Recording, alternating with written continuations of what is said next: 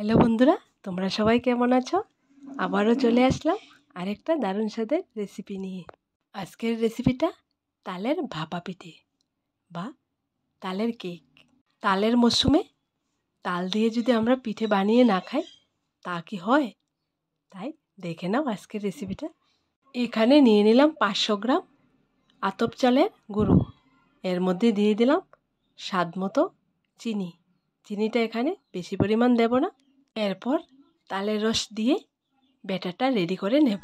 প্রথমে আমি অল্প পরিমাণ তালের রস দেব, এরপর একটা হাতা দিয়ে মিক্সড করে নেব।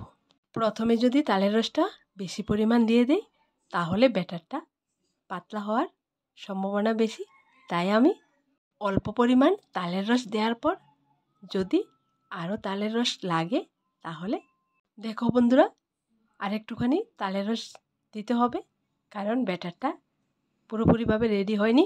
দেখো বন্ধুরা, আর একটু সামান্য পরিমাণ তালের রস লেগেছিল। দেওয়ার পর সুন্দর করে আমি ব্যাটারটা রেডি করে নিলাম। দেখো বন্ধুরা, ব্যাটারটা ঠিক এরকম ঘন করে রেডি করতে হবে। এবার আমি ঢাকা দিয়ে রেখে দেব প্রায় 1 ঘন্টার মতো।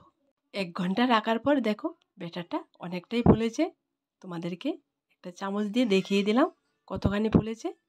এইবার আমি এর মধ্যে দিয়ে দেব স্বাদ মতন লবণ আর নারকেল কুড়া। তোমাদেরকে বলি, ঠিক আমার মতো করে এই ভাপা পিঠাটা ঘরেতে ট্রাই করে খেয়ে দেখো। দারুণ স্বাদের একটা রেসিপি, খুব স্বাদের একটা পিঠে। দেখো বন্ধুরা, নারকেল কুড়াটা দিয়ে আমি ভালো করে মিক্সড করে নিলাম। এই পিঠাটা আমি একটা স্টিলের বাটিতে তৈরি করব। দেখো এই বাটিটার মধ্যে আমি পিঠাটা বানাবো, তাই আমি আগে থেকে তেল ব্রাশ করে রেখেছিলাম। এবার কিছুটা পরিমাণ ব্যাটার এই বাটির মধ্যে ঢেলে নেব।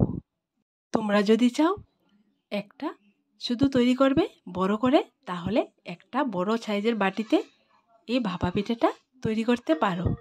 ভাপানোর জন্য এখানে আমি একটা ছিদ্রওয়ালা বাটি নিয়ে নিলাম। এইবার ব্যাটারের বাটিটা এই ছিদ্রওয়ালা বাটির মধ্যে সেট করে বসিয়ে দেব। বাটিটা সেট করা হয়ে গেলে উপর দিয়ে কিছুটা পরিমাণ নারকেল কুড়া দিয়ে দেব। আমি আগে থেকে ভাপানোর জন্য পানি বসিয়ে রেখেছিলাম একটা হাঁড়িতে। পানিটা ফুটে গেছে। এবার এই বাটিটা ফোটানো পানির হাঁড়ির উপর বসিয়ে দেব। এরপর উপর দিয়ে একটা বড় সাইজের বাটি দিয়ে ঢাকনা দিয়ে দেব, কারণ পিঠাটা যখন ফুলে উপরে উঠবে যাতে করে ঢাকনার মধ্যে না লেগে থাকে, তাই আমি বাটিটা দিয়ে ঢাকনা করেছি। ঢাকনা দেওয়ার পর 5 থেকে 7 মিনিট রেখে উঠিয়ে নেব। দেখো বন্ধুরা, 7 মিনিটের পর পিঠাটা কতটা ফুলেছে, একদম সুন্দর পারফেক্ট ভাপা পিঠে হয়ে গেছে। এবার নামিয়ে নেব। ঠিক একই রকম করে আমি আরেকটা পিঠে ভাপানোর জন্য দিয়ে তোমাদের দেখিয়ে দিলাম। তো বন্ধুরা, তোমাদেরকে বলি, এই সুন্দর সহজ রেসিপিটা তোমরা বাড়িতে একবার ট্রাই করবে।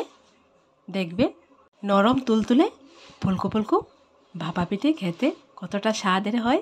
পিঠেগুলো বানানো হয়ে গেছে, এবার নামিয়ে নেব। নামানোর পর একটু ঠান্ডা হওয়ার পর বাটি থেকে পিঠেগুলো বের করে নেব। যে বাটির মধ্যে আমি পিঠাটা বানিয়েছি এটার মধ্যে একটা ডিজাইন ছিল, ডিজাইনটা সহকারে পিঠাটা দেখো কি সুন্দর করে হয়েছে। দেখো বাটিটার মধ্যে কিছুটা পরিমাণও পিঠে লেগে থাকেনি, একদম সুন্দর করে উঠে এসছে। দেখো বন্ধুরা, সবগুলা পিঠে আমি বাটি থেকে বের করে নিলাম, একদম সহজে উঠে আসছে। চলো তোমাদের একটা পিঠে ভেঙে আমি দেখিয়ে দিই ভিতরে কতটা সফটি হয়েছে। একদম নরম তুলতুলা, মুখে দিলে মিশে যাবে। আজকের এই ভাপা পিঠের রেসিপিটা তোমাদের কাছে কেমন লাগলো একটা ছোট্ট কমেন্টে লিখে জানাবে।